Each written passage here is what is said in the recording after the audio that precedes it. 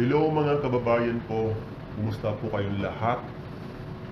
Sana po ay nasa mabuti po kayong kalagayan at malayo sa anumang uri ng kapamakan, lalong-lalo na po ngayong panahon na to dahil tayo ay naharap sa napakalaking gago o pagsubok sa ating buhay, lalong-lalo na tayo mga OFW dito sa gitnang silangan ng Saudi Arabia. Kabayan, hindi natin alam kung kailan tayo magtatagal. Hindi natin alam kung kailan tayo magkakaroon ng normal na trabaho, lalong-lalo na sa panahon ngayon. Anytime man din, pwede tayong mawalan ng trabaho. Anytime man din, pwede tayong pauwiin ng ating mga kumpanyang pinapasukan o mga employer natin. Pero bago nyo isipin yan guys, dapat isipin ninyo muna kung ano mga benepisyo ang dapat ninyong makuha mula sa inyong kumpanya. Kung sakali man, kabayan, na kayo ay pauwiin, okay, dapat alam ninyo yung mga benepisyo ninyo na makukuha at karapatan ninyo na makuha bilang isang OFW o manggagawa sa kumpanyang pinagtatrabahuan ninyo. So ngayon kabayan, aking isasalaysay sa inyo o di kaya aking i-discuss sa inyo kung ano nga ba yung mga karapatan ninyo bilang isang OFW pagdating sa benepisyo. Okay, karapatan natin mga kabayan na magkaroon tayo ng end of service benefits o tinatawag natin na ESB. Marami po kasi nagtatanong sa akin mga kababayan natin, ano nga ba yung tinatawag natin na ESB? Ito ba ay obligasyon ng kumpanyang pinapasukan natin na maibigay kung sakaling tayo ay pauuwiin o di kaya i-terminate yung ating employment contract? Opo, karapatan natin bilang isang OFW at kung sino man o kahit sino mang nasyonalidad, kapag natapos ang kontrata ay mayroon pong inaasahan na end of service benefits ang bawat manggagawa nito. So yan po ang ating aalamin. So tutok lamang po kayo para sa ganon malaman ninyo kung ano po yung ESB. Isa-isahin po natin yung mga benepisyo na dapat ninyong makuha kapag kayo ay nag-resign o di kaya na-terminate ang inyong contract o di kaya kung kayo ay nag-decide ng pauwi na ng Pilipinas. Okay mga kabayan, tutukan nyo lamang po ang aking discussion ito dahil ginawa ko to para po sa inyo, para malaman ninyo kung ano nga ba yung mga dapat ninyong makuhang benepisyo mula sa inyong pinatatrabahang kumpanya o di kaya sa mga employer ninyo. So yun po ay ating aalamin. So tutukan nyo lamang po o panoorin nyo lang po itong aking video na to hanggang sa huli para po sa ganoon maunawaan at maintindihan nyo po kung ano po yung mga benepisyo na dapat ninyong makuha bilang isang manggagawa ng Saudi Arabia. Okay po, so sisimulan ko na po natin. Tutok lamang po kayo. Maraming pong salamat. Karapatan ba natin na magkaroon ng tinatawag natin na ESP? Opo, karapatan ng bawat OFW o kahit anong nasyonalidad na maibigay ang ating end of service benefits mula sa ating mga pinagtatrabahuhan o employer ayon po sa Saudi Labor Law. Ayon dito sa Article 84 as per Saudi Labor Law, upon the end of the work relation, the employer shall pay the worker an end of service award of a half-month wage for each of the first 5 years and a 1-month wage for each of the following years. Dapat ninyong malaman na ang end of service benefits ay obligasyon at pananagutan ng inyong mga employer na mabayaran kapag natapos ang inyong mga kontrata. Huwag na huwag kayong papayag na hindi maibigay at mabayaran ang inyong ESB, mga kababayan. Kung sakaling hindi ibigay ang inyong ESB, pwede po kayo dumulog sa tanggapan ng Saudi Labor Office na malapit sa inyong lugar para po kayo ay mabigyan ng agarang assistance dahil ang hindi pagbayad ng employer ng end of service benefits ay labag sa batas ng manggagawa, lalo na po dito sa Saudi Arabia. So ngayon, bago tayo dumako sa calculations ng ESB natin, ang tanong, who is entitled to get ESB? According to Saudi labor law, any employee working in KSA is entitled to get the end of service benefits with the following 3 exemptions. Una, employees working without transferring the ICAMA sponsorship. Pangalawa, employees working on a business visit visa. Pangatlo, employees working on a consultancy contract like IT consultants.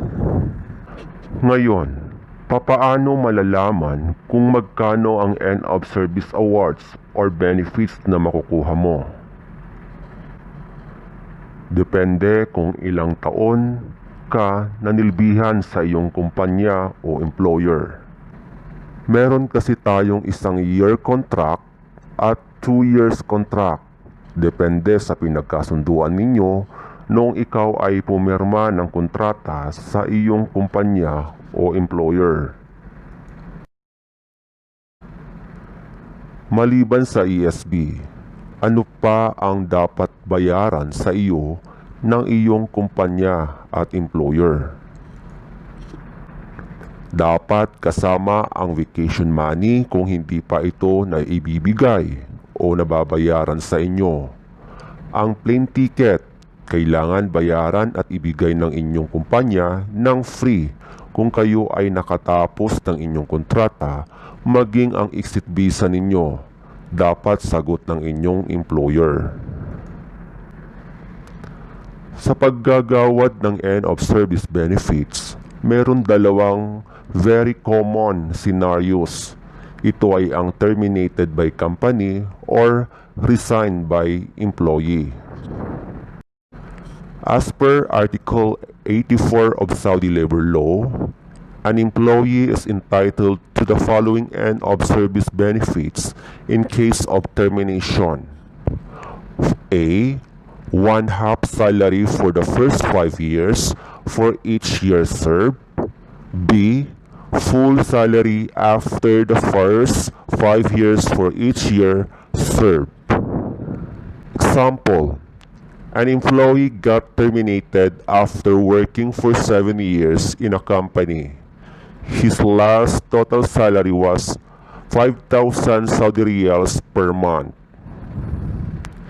ESB for the first 5 years, 1 to 5 years in service, equals 5 years times 5,000 divided by 2 equals 12,500 riyals. ESB for the next period, 5 to 10 years in service, is full. 2 years times 5,000 is equivalent to 10,000 Saudi riyals. Total, 22,500 riyals. Summary. End of service for the first 5 years is 12,500. Half salary for the first 5 years in service. End of service for 5 to 10 years is 10,000. Full salary for the next 5 years in service. End of service for more than 10 years is 100% full salary for the next period. End of service entitlement is 22,500. In case of resignation, There are 7 different scenarios which have an impact on the calculation of the end of service benefits in case of resignation. First, resignation within 2 years equals 0. According to Article 85 of Saudi labor law, if an employee resigns within 2 years of resignation without completing his contract, he is not entitled to any end of service benefits. Number 2. Resignation between 2 to 5 years. According to Article 85 of Saudi labor law, if an employee resigns after 2 years but before completing 5 years of service, he is entitled to 1/3 of his ESB award. ESB award, half salary for each year. Example, an employee resigned after working 4 years in a company. His last total salary was 5,000 Saudi riyals per month.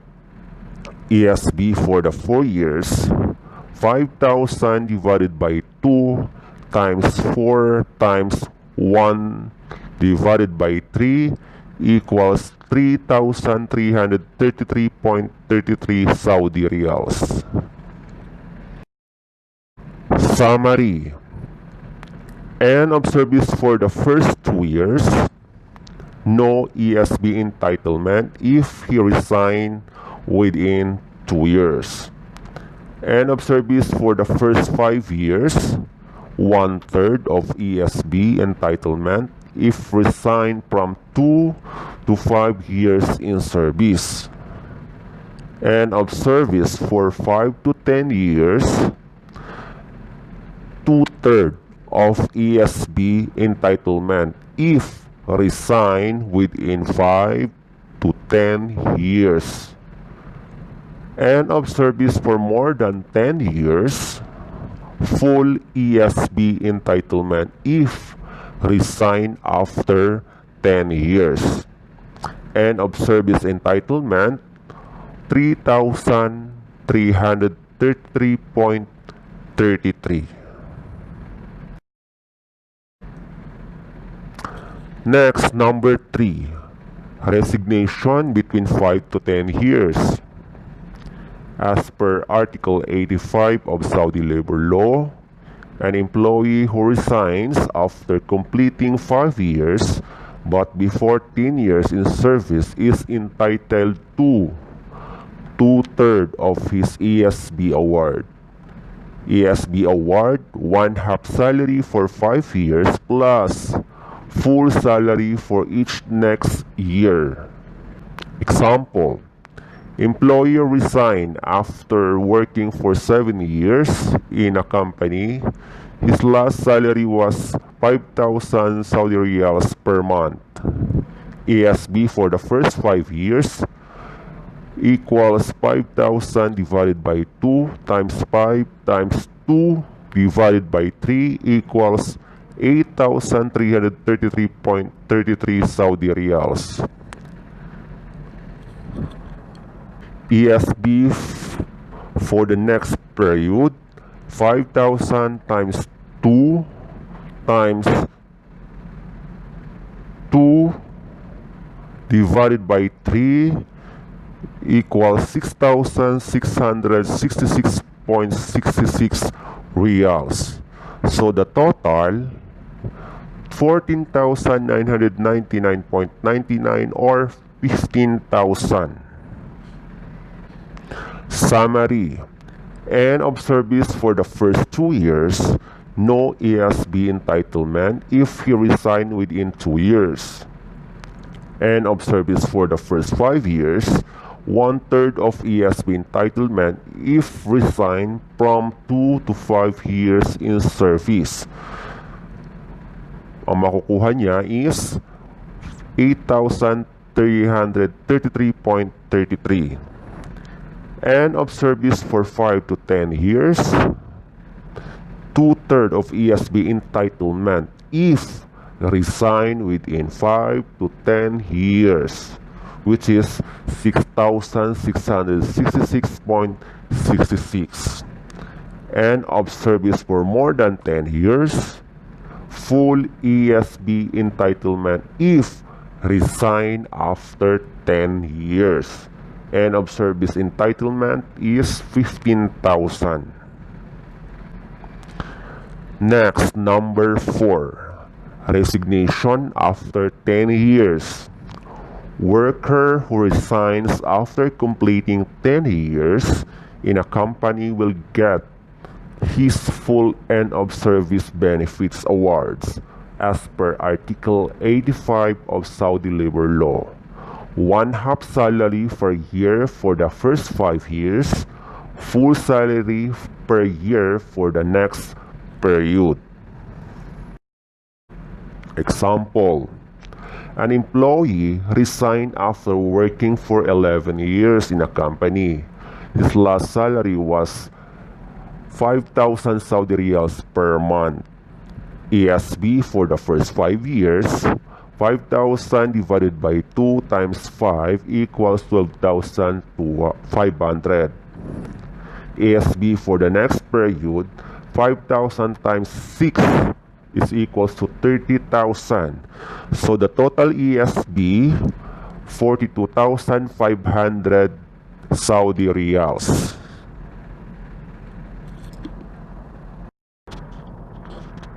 Next, resignation of contract completion. If an employee resigns at the contract completion, he is entitled to his full of service benefits award, etc. 1/2 salary per annum for the first 5 years, full salary per annum after the first 5 years. In other words, the ASB will be calculated in the same way as if the employee was terminated. Example, an employee resigned after completing his 2 years contract with the company before his next renewal. His last salary was 5,000 per month, and of service benefits, 5,000 divided by 2 times 2 is equals to 5,000. Next, number 6, resignation under Article 81. Resignation without notice. Article 81 of Saudi labor law provides 7 special scenarios under which an employee can resign without any notice and still claim the full end of service benefits. Keep in mind that these are special cases. We have covered the resignation under Saudi labor law in normal circumstances. Ito pumapasok yung mga empleyado na kung saan hindi sila pinapasahod ng ilang buwan ng kanilang pinapasukan. Pwede kayong mag-resign at pwede pa ring ibigay ang inyong end of service benefits dahil yon ay responsibilidad ng inyong employer or company kahit kayo ay nag-resign without any notice dahil mayroong dahilan kung bakit kayo nag-resign. Okay po? Number 7, resignation under Article 87. As per Article 87 of Saudi labor law, the following employees will also get a full ASB award. First, a female employee who resigns within 6 months of marriage. Number 2, a female employee who resigns within 3 months of becoming a mother. Number 3, an employee resigns due to a natural disability. And lastly, in case of death of an employee, meron po kayong makukuhang end of service award or ESB. So hanggang dito na lang kabayan ang aking maibabahagi sa inyo. Marami pong salamat sa inyong lahat. Sana ay makatulong ang videong ito sa inyo kabayan. Hanggang sa muli po nating pagkikita. Ingat at keep safe po tayo palagi. God bless po sa inyong lahat. Kung meron po kayong mga katanungan regarding po dito sa ating topic na ito, maaari po kayong mag-comment po sa comment section para po sa ganon masagot ko po ang lahat ng inyong katanungan kung meron po kayong paglilinaw ukol po sa ating topic ngayon. So muli, maraming pong salamat sa inyong lahat.